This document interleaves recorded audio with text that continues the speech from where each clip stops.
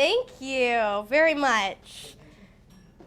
Thank you all again for coming tonight. Tonight is a very important night. Tonight is a night that we are all going to address a major epidemic in our country, in our state, and in our city. Tonight we're going to talk directly about what some may call the unmentionable killer. Suicide is an epidemic which takes the lives of far too many every year in our country. This seminar is important because tonight you'll be able to take home information that may save friends or perhaps even your own life one day. So please keep your eyes open and your ears listening. And now I would like to introduce our speaker for this evening, an evangelist, an author, a world traveler, a teacher, an expert in prevention of suicide, my father, Dr. Ronald Fair.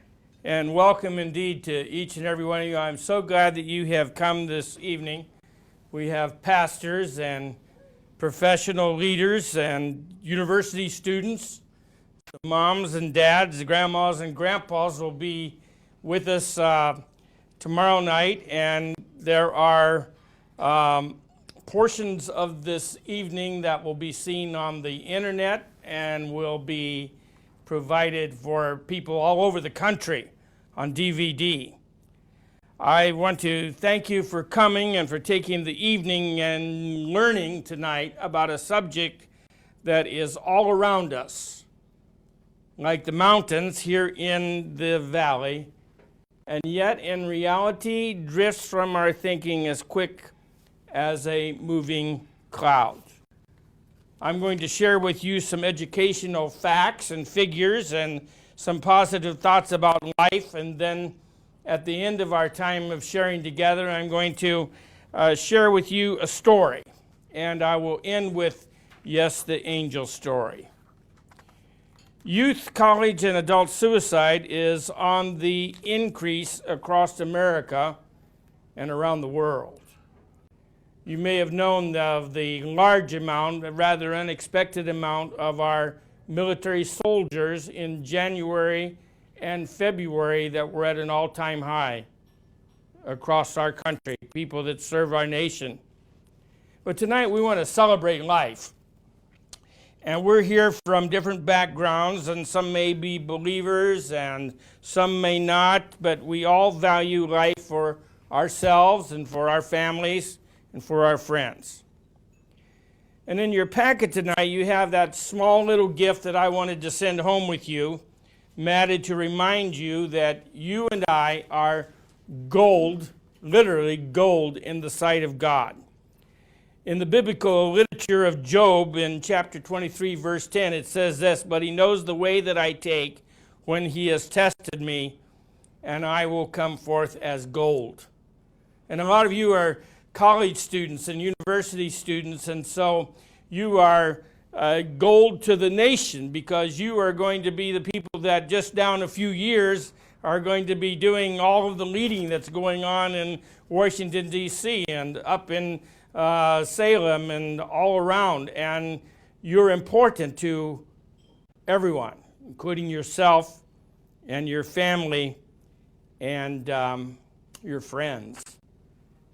I want each of you to take the time every morning to wake up and say to yourself, guess what?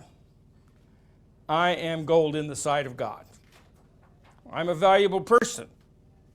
I have a lot to contribute, and I'm going to contribute that. Some years ago, a company created a little doll, and here she is. They named her Little Miss Nobody. Now, when you look at her, she looks not like most of you here tonight. She looks kind of sad, doesn't she? Her hair isn't quite right. Her dress isn't quite right. She feels, if you look at her, kind of unwanted and unloved. But in reality, I think that they named her wrong. I think the doll company should have named her Little Miss Somebody, because everybody is somebody. And unfortunately, everyone that commits suicide for one reason or another has come to the conclusion, which is wrong, that they are nobody. Nobody important. Nobody of value to themselves. Nobody of value to their family. Nobody of value to their friends. But the truth really is that they are somebody. And they are gold in the sight of family and friends and God. Here's a letter from a mom who felt she had become a little Miss Nobody. It starts out, Emily, Susie, Tommy, my dear ones, don't think badly of me. I am finally doing the right thing. I did so many things that were wrong or just plain stupid.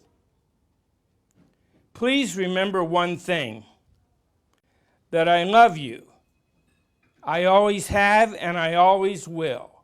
And none of this is your fault. It was just time for me to get out of everybody's life so you all can have a life. Love you, love you, love you, Mom. And then under Mom, the bills are all paid. This mom missed it. She had decided through the darkness and the blindness that came around her that she was nobody. But I'm quite sure that if she had had some time in that very dark moment to have really carried on a conversation with someone and had the ability to say to them, guess what? Right now, I'm feeling like I'm nobody.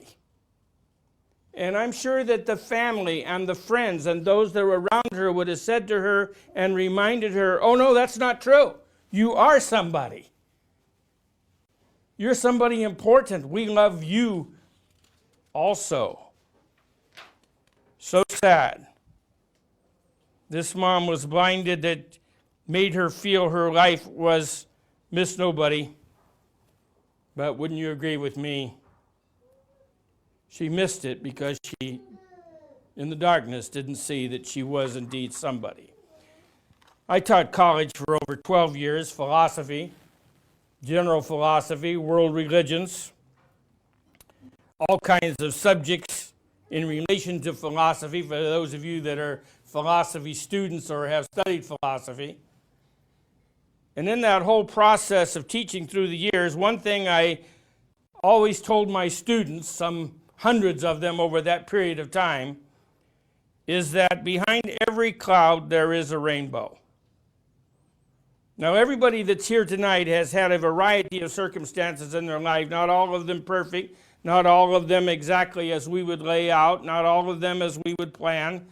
And sometimes it's hard to see the rainbow, but the reason is because the rainbow is behind the cloud. And in reality, what happens to us is that we have to be able to wait long enough for the cloud to dissipate so that we can see the next rainbow. That's what happens. Well, what does happen in relationship to people that are willing to take themselves out of this world? There is a cloud of darkness, a cloud of despair that shuts all of the windows of meaning, all sense of value, actually a perfect storm of despair. And these individuals then lose the permanent damage that is inflicted, because they can't see it, upon brothers, sisters, moms and dads, aunts and uncles, grandmas and grandpas, husbands, wives.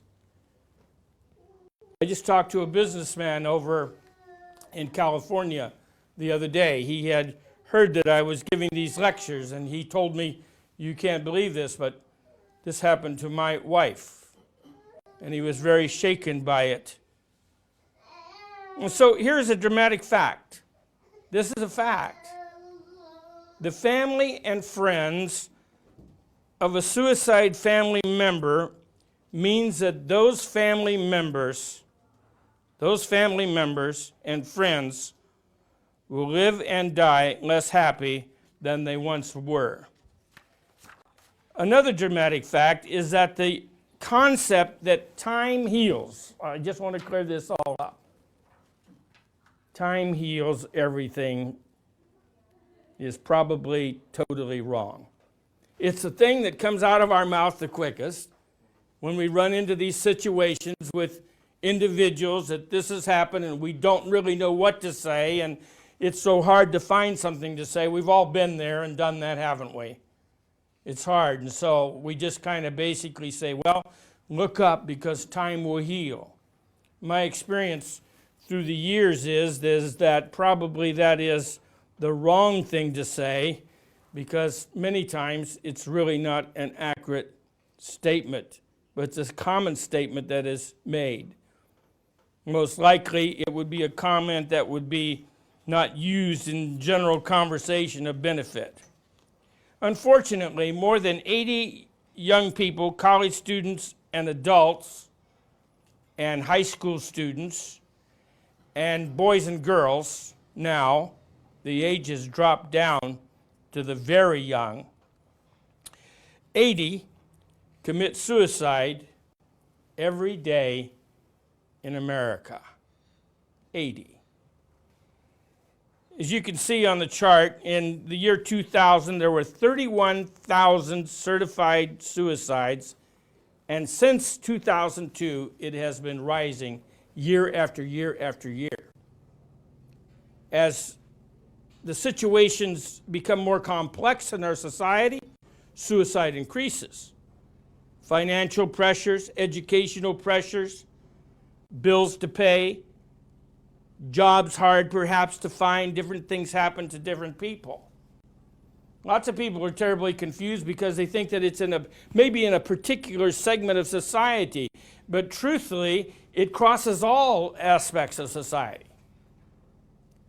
It touches inside of the church at the same statistical average as outside.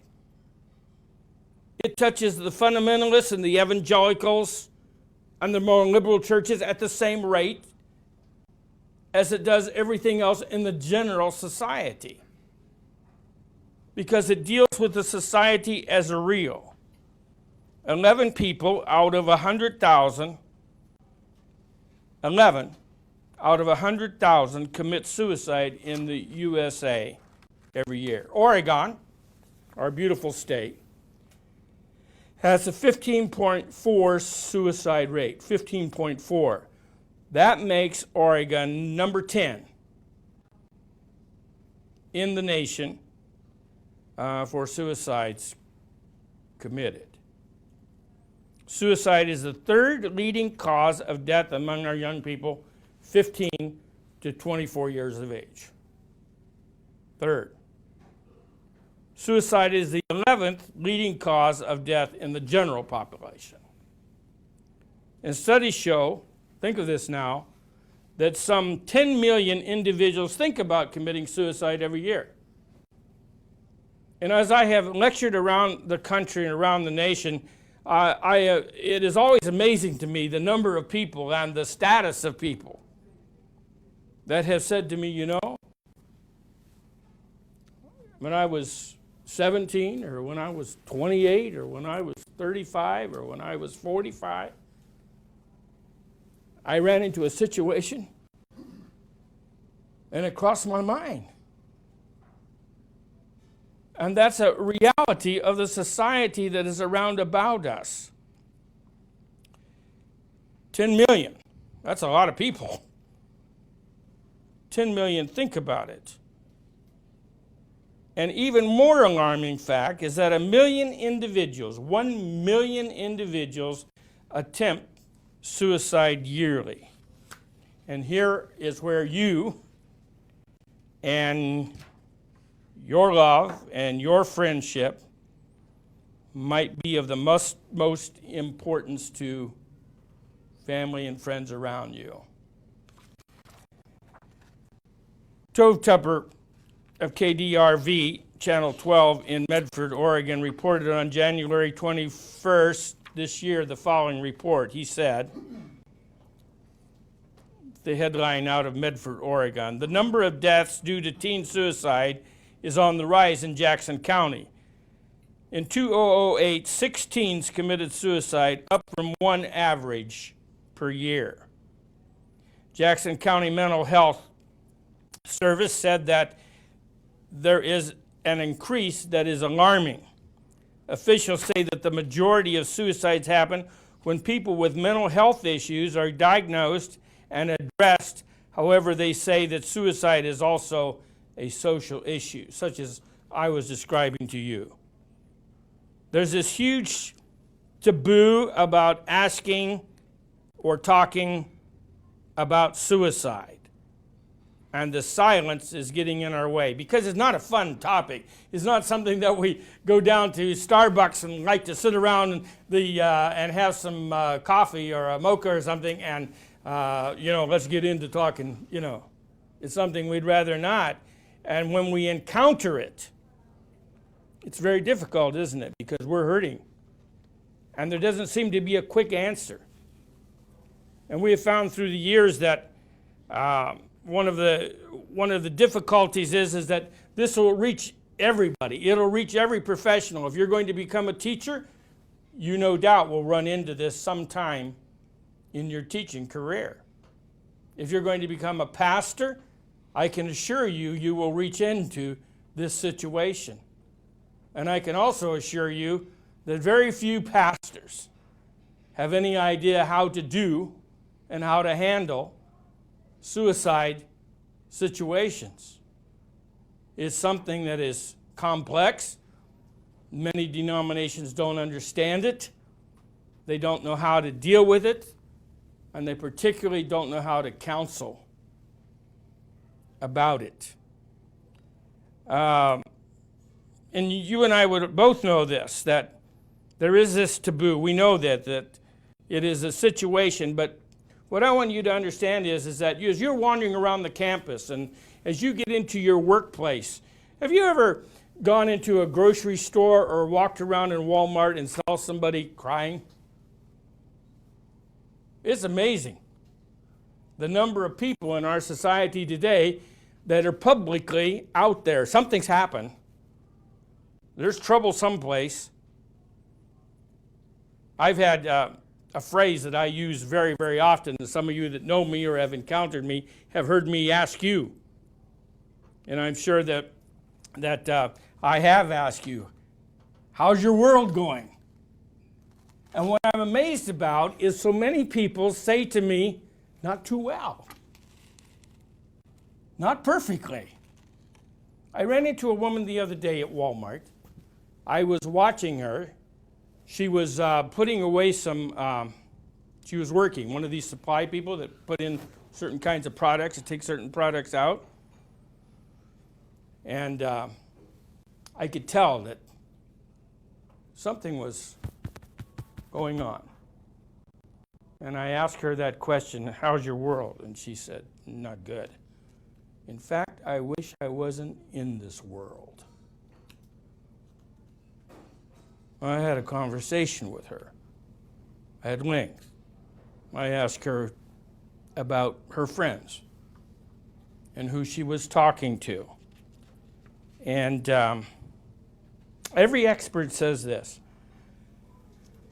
For every individual that this happens to, communication is the thing that stops suicide. I had an occasion for one of the most beautiful young women I'd ever seen, who had shot herself. By the time I got to the home, I got this situation. Here it is. Listen to it. She shot herself about 10 o'clock in the morning. She had talked to her boyfriend at 4 o'clock in the morning. There was some trouble there. She called her mom at 7, but her mom said, I'm in the shower, I'll call you back. She called another friend at 7:30, and they said, I got to go. I'll talk to you later. There were about 4 or 5 people in the end in this circle who, no fault of their own, you understand, I'm not being critical of them at all. I just want you to see the picture. They didn't have time. And so she never, in all of those little situations and those little moments, she never had the opportunity to say, I'm feeling like I'm nobody. And no one was able to clear up that situation.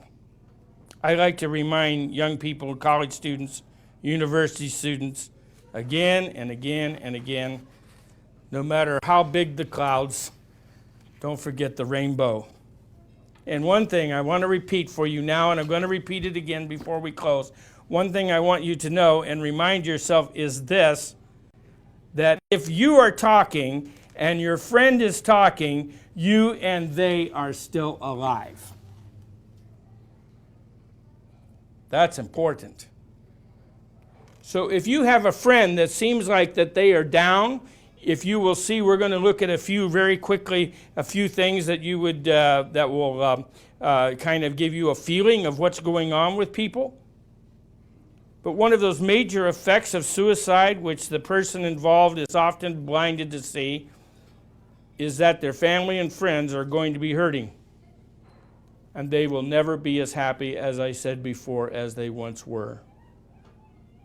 Unfortunately, not everyone is alarmed. There is the problem of the websites that tell people how to proceed with suicide. And there have been several suicides that you have perhaps read about that have been conducted on the internet with people watching the suicide take place and cheering them on, some of them. Other web problems recently described the problem of personal photography being floated on the internet. The last being a young woman whose boyfriend's telephone took the photograph. He says somebody else took the photograph, irrelevant to who took it and what and all of that. But anyway, this photograph of what turned out to be, as far as she was concerned, an unseemly situation and scene ends up on flashing all over the internet.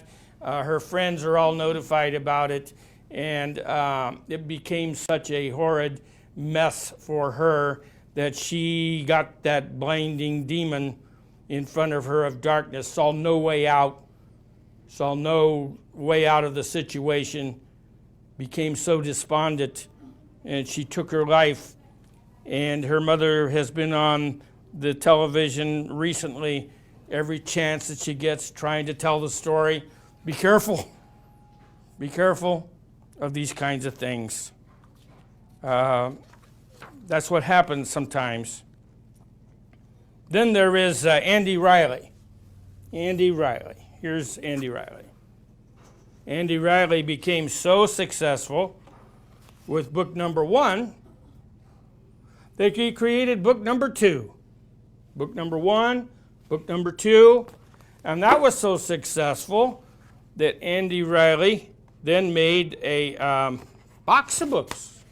There it is. And what this is a box of bunny suicides. Each book has 100 different ways the bunny can kill himself. It's a cartoon book. But I'm not too sure that Andy Riley understands that the subject is not that funny. Especially if you've ever rubbed accidentally or close to the reality of it. It isn't a funny matter.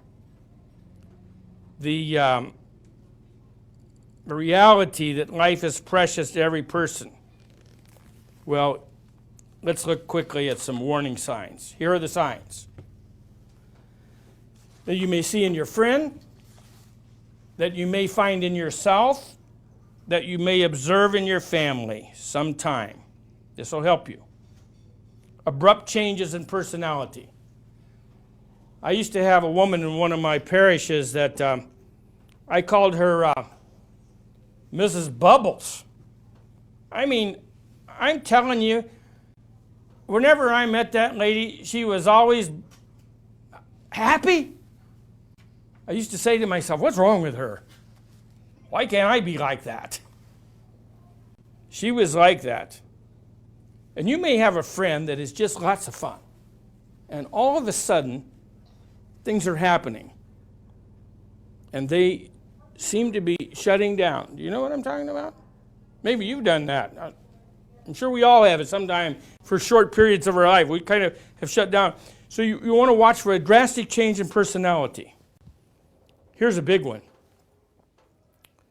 The giving away of prized possessions. Somebody says, I just got this computer last week and I don't think I'm going to need it anymore. I don't like it too much and it's not the one that I really wanted. Would you like to have it? Or they have something else that you know that they highly value and suddenly they're wanting to give it away. People that have actually attempted suicide one way or the other. The whole idea that, well, once they tried, they'll never try it again, that's not true. They often do.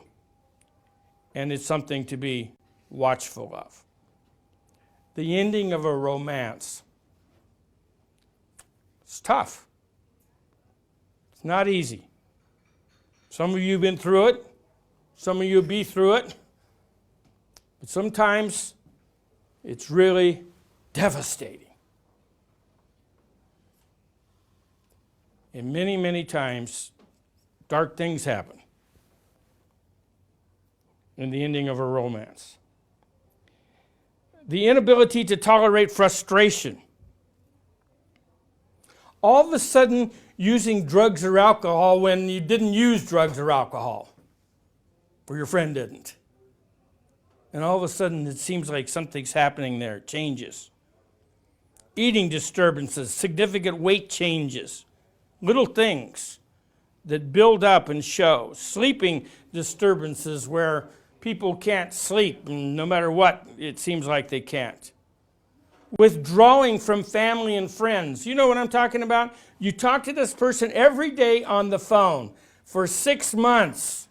6 months. A year, 2 years. And suddenly, every time you call them, you turn on your phone and I'll call you back. So you try an hour later, and they're not answering their phone. And now we're into the second day, and they're not answering their phone.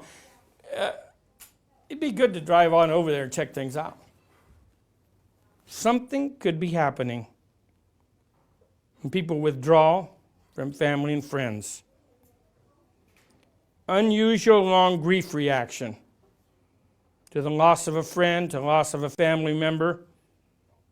That's a really strange one, and it's hard for us to understand, but those of you that are psychology students, you will no doubt have explanations for it, but apparently it comes about in the sense of people sometimes when they lose a loved one from whatever the situation may be, could be an accident, could be illness, could be all kinds of things.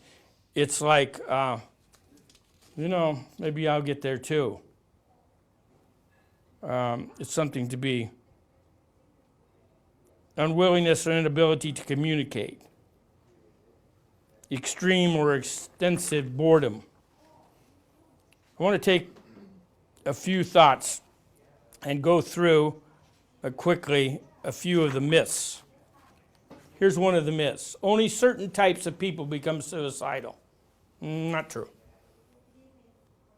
Highly educated, lowly educated, Princeton, Yale, Harvard, SOU, University up there in the north, Washington State, community college, no college, people at work, in the church, out of the church, successful, not successful, important, not important. It crosses all segments of the society. Depression and self-destruction behavior are rare in young people. Most of you know that's not true. Depression is a very real thing today. The peer pressure is really astounding for kids in high school and college students. And we know that. Depression comes over a lot of people. And people quit eating right, and people quit doing all kinds of things. Most suicidal young people never seek or ask for help with their problems.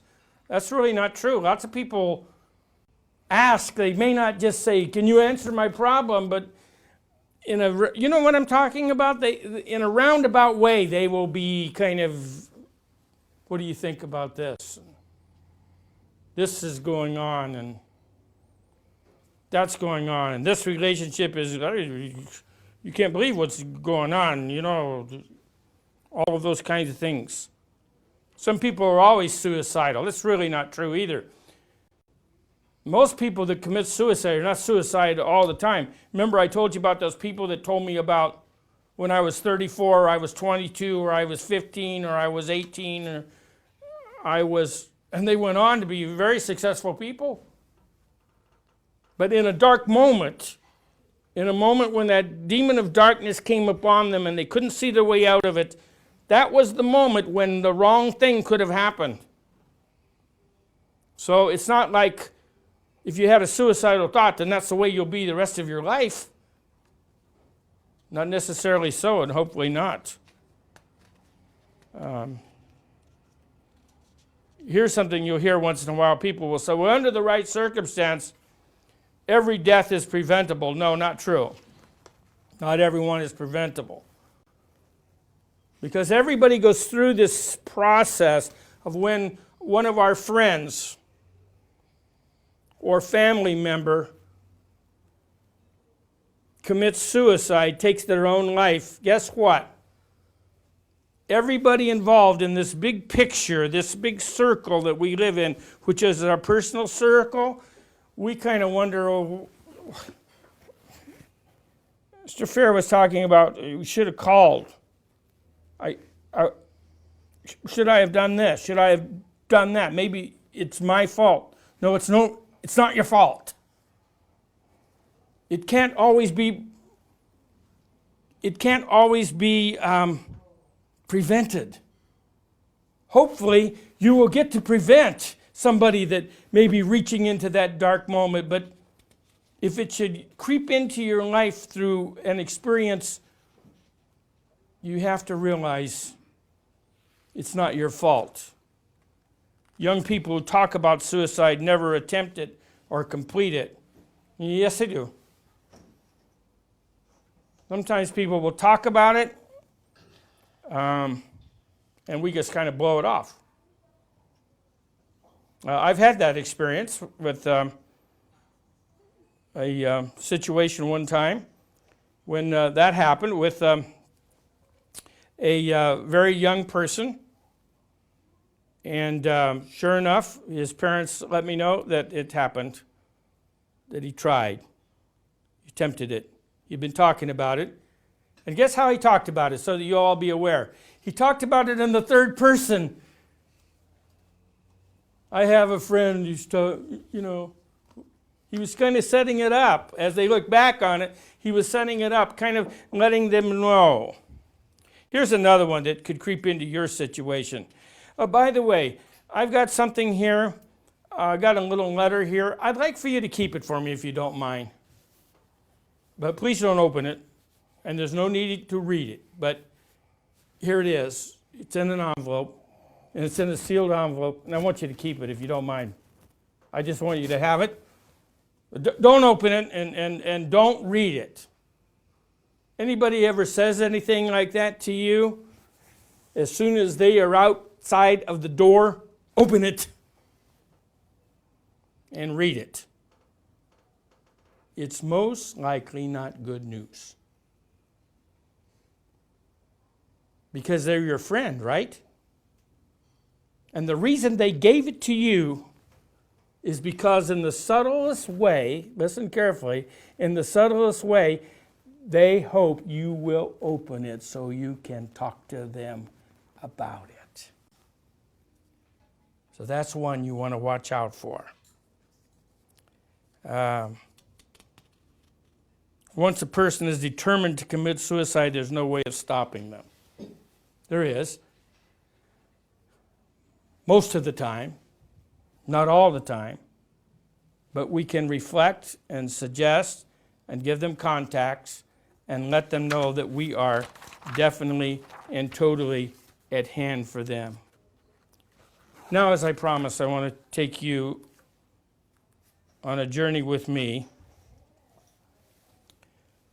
that as we walk together, I hope that you will understand the passion for reaching out to those that are depressed, to college young people, university people, young adults, particularly, that I've always had a heart for, having taught for so many years in the college system. Those that find themselves staring into a cloud of darkness and may well in the quiet moments of that darkness have suicidal thoughts. Family may see of the items that you see tonight to be appearing a matter of the signs that I have situated to you, and I want you to follow now with me. It's Saturday afternoon. I have just completed a funeral in Kingman, Arizona. I'm in my office talking to one of my leaders. My wife reaches me at my office and tells me that the Flagstaff Sheriff's Office has called and they cannot find Mark, and he has made suicidal comments. What is wrong here? A young man in his senior year, an honor student on the president's list, has offers for graduate school, and president of his fraternity, horrifyingly popular, whose none of his members in the fraternity that particular day could go and look for him that night because they were having a drinking party, and the rule for the fraternity was drinking, no driving. Makes sense, right? We all understand that. Makes sense to me. And that was what was going on. So now you get in the car with me and we make our way to Flagstaff, some 2 hours away, and I arrive at dark. I go directly to his dorm, and in the dorm his computer is on, his television is on, there are no notes, and there are fraternity guys all around. And I say, when's the last time you saw Mark? And they say, he wasn't in a very good shape.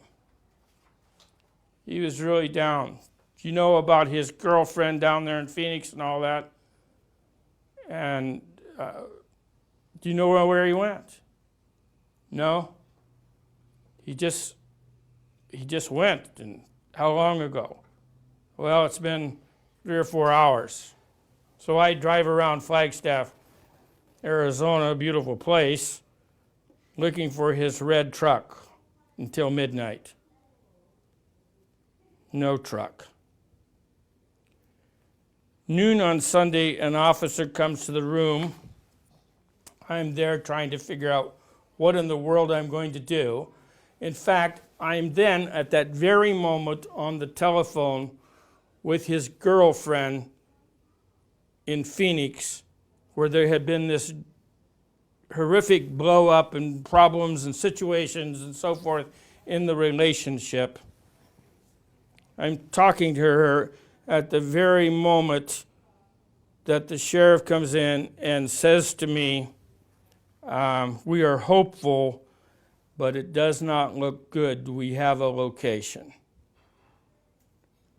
I get into the sheriff's Jeep and we drive out into the Arizona forest to a beautiful spot. And there is the truck.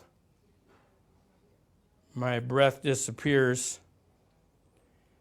And I run and I look in the window of that truck, and there is my beautiful son asleep, permanently asleep on the seat of his truck. I would give anything if I could use one of those special deals like they have on TV where they give that gal that treatment, you know, and what's that program called? That one of, what they call it? Flashback. Or whatever it is. Anyway, they could just erase it, you know, in their mind. Be cool. But it's there. But worse than that then was that I had, after that situation, I have to call my friend in Kingman who owns the mortuary. I have to deal with that. Worse than that, I have to call his mom and his sister and tell them that Mark has gone into the arms of Jesus, which is part of our faith. Some of you might not be believers, and I understand that. But that was the way that we see it. This is the story without much song. It is not something that we have ever been able to drift away from. Not something that ever triggers away from our thoughts. The following Saturday, a huge funeral with hundreds of people. My having a major parish in Kingman, Arizona. All of the community leaders, pastors, the hierarchy of the denomination that I was associated with, all of them there, and dozens and dozens and dozens and dozens and more dozens of college students from the University of Arizona there. My son Carl flew in from Iowa. I pick him up and he says to me, "Dad, we have to have a conversation." That always, yeah. He says, "You know, everybody's going to want in on this deal. Your bosses are going to want to give a speech and conduct a funeral and all of that kind of thing." He says, "We can't do this time." He says, "Not going to be enough for it to be, we're here, and he's there, and someday we'll all be there." He said, "There's dozens and dozens and dozens buses of kids coming from the university, and you need to talk to them." And so I gave the address myself. There's all those dozens and hundreds of young people. If you want to read that address, you can go to our website, and it's there, the very address. I talked about relationships and the things that I see in relationship to this society, not in a negative way. I'm a very positive person, but in a very positive way. But what happened here was that all of those people had gathered to celebrate a life shorted from a demon of darkness who could not see then. He could not see Jesus. He couldn't see his mom. He couldn't see his friends. He couldn't see his sister. He couldn't see his future. He couldn't see his brother. He couldn't see his basset hound dog. He couldn't see his dad. He couldn't see his fraternity friends and his sisters. He couldn't see anything. It's totally darkness. And I think one of the biggest, this is my own opinion, I think one of the biggest mistakes that I hear people talk about with young people is, you probably heard this if you've ever encountered this, he or she made a bad decision. I hate that phrase, to be real honest with you. I don't like that phrase at all. Because quite frankly, I don't think that there is a decision in relationship to young people in in their youth, in high school, in college age, and many of them high on the list, maybe on the president's list as Mark was. Academically strong, potential of great jobs. When this happens to them, I don't think that it's a decision. I think a demon of darkness has closed off everything, and they can't see the future, and they can't see their friends, and they can't see who loves them, and they can't see who cares about them. And often their pastors can't even talk to them. They don't know where to turn. They turn, though, to their friends if they're available. And so I believe that he'd come upon this cavern of darkness, which appeared to have no bridge for him to touch the light, which was all triggered, in this case, by a girlfriend crisis and heavy doses of asthma medicine. Mark never used drugs, but was on constant heavy asthma medicine as he was a chronic asthmatic individual. And may I suggest to you that many of you that with the new medicines, if you notice, if you're having the doctor prescribes new medicines with you and you find drastic changes going on and frustration and anger and different things happening to you, go see your doctor. Tell your friends or family about it. Go see your doctor. Say, this stuff isn't making me feel real good. Because we usually know when we're going, when something's happening to us. And a lot of the new medicines, they don't know. You see on TV now, don't you? Often at the end of these promotions, they just got done promoting the drug to you. And then when they get done promoting it, they say to you, oh, by the way, if you start feeling this and this and this and this, they did what I just told you, right? It's good advice. They're giving right advice, and I give you right advice too. And there's nothing bad about that, because we all have to take medicines from time to time. And when we do, if we notice something drastically changing in our thinking or the way we're doing, it's good to go find out about it. You may see all of our aspects on the internet at www.suicidefactsandfiction.com. My address is there, which was given that day for the benefit of Mark's friends and all of the beautiful university students that were there on that day. Mrs. Farah and I spent 4 hours, along with all of the what evangelicals and fundamentalists would call the liberal pastors. They're the ones that stayed to counsel for hours. The fundamentalists, most of them never showed. Because you know why? Because they didn't understand. I don't condemn them for it. They had no understanding of the situation. They don't know how to deal with it. I ran into people here in Ashland that told me the same thing. I could never go to something like that. It would maybe depress me. Well, I hope you don't leave here depressed tonight. I hope you leave here educated and feeling like, wow, I got a whole life. Most of you got 40, 50, 60, 80 years ahead of you. And in that 80 years that you guys have ahead of you, most of you here tonight, you're going to run into lots of different situations. And I have to believe in my heart that there'll be many situations that many of you are going to be able to lift people out of a dark moment and show them the light and say, there's a rainbow behind every cloud. Hold on. Let's look for the rainbow. Oh yes, the angel story. Midweek on our way back from the funeral home, Marcia and I driving towards our home that was on the mountains in Kingman, up on the hill, not too far from my parish.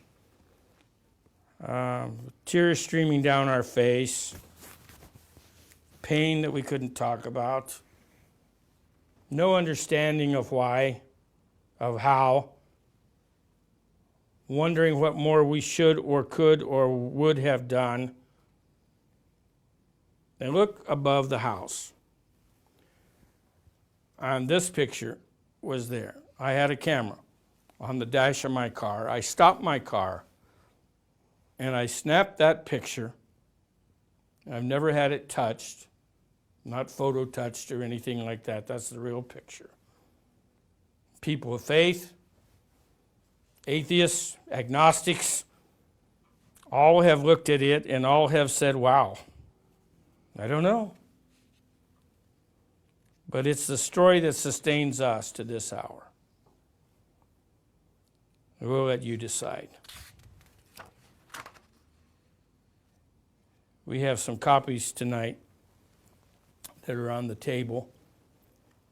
If you'd like to have one, a small donation that goes to our work of sharing these seminars. I end with these final thoughts. Remember, I want to repeat it, if you and your friends are still talking, you're still alive. I wish that Mark had kept talking and that those that were close by were still talking. I wish he would have made one more call, even to us. If you should ever find yourself in a dark moment of horrid thoughts, find someone and start talking. Start talking. And you as an individual, you make yourself available to talk to those friends that are having a tough time. Grades aren't going right. Boyfriend's left for Hawaii. You know what I'm talking about? This is wrong, that's wrong, some other thing is wrong. Take some time.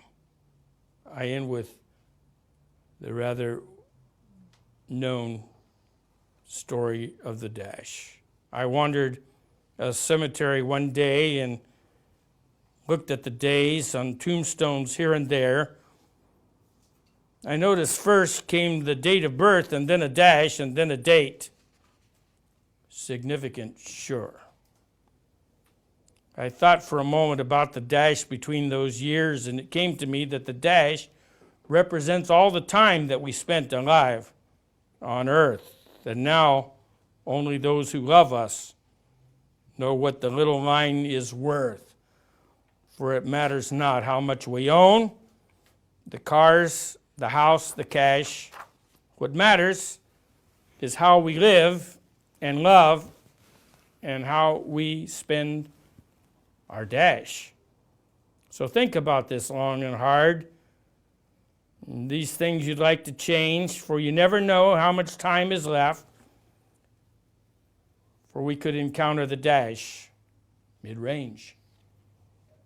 If we could just slow down enough to consider what's true and real, and always try to understand the way others feel, and be less quick to anger and show appreciation more, and love the people in our lives like we've never loved before, if we treat each other with respect and more of 10, wear a smile, remembering that this special dash might only last a little while. The question is, in the end, will I be pleased with the things that say about how we spent our dash? And I thank you.